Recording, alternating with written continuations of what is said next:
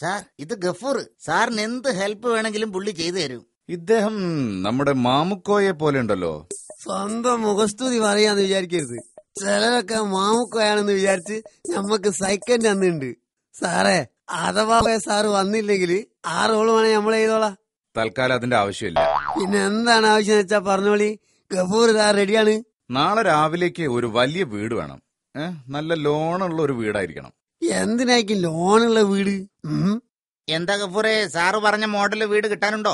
ഉണ്ടോന്നിപ്പോ ചോദിച്ചാല് വെറുതെ വേണ്ട, ഡെയിലി 2-3 റെന്റ് കൊടുക്കാം. ഒരു 5-8 ദിവസത്തേക്ക് വേണ്ടി വരും.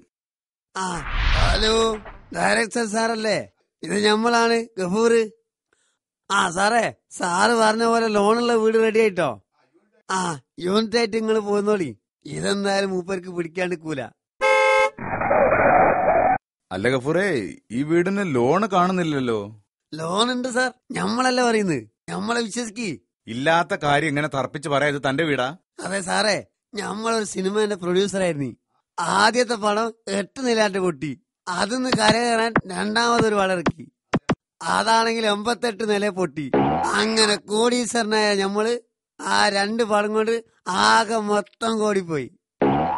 ഏതായാലും 8-10 ദിവസത്തേക്ക് ഷൂട്ടിങ്ങിന് വീട് വിട്ടു തന്നാലേ ആ കാശ് പലിശയിലേക്ക് അടക്കാലോ. പക്ഷെ ഞാൻ ഈ വീട്ടിൽ എവിടെയും ലോണ് കാണുന്നില്ലല്ലോ. സാധാരണ വീടിന്റെ മുൻവശത്താണ് ലോണ് കാണാറ്. ഈ വീടിന്റെ ബാക്കിലാണോ ലോണുള്ളത്? ബാക്കിലല്ല സാറേ, ബാങ്കിലാണ്. രണ്ടാമത്തെ പടം പൊട്ടിയപ്പോ ഈ വീട് മണയപ്പെടുത്തി. എന്നിട്ട് ഒരു സിനിമയും കൂടി എടുത്ത്. അതാണെങ്കിൽ വെളിച്ചം കാണാണ്ട് പെട്ടിന്റെ ഉള്ളിൽ തന്നെ കിടക്കാണ്.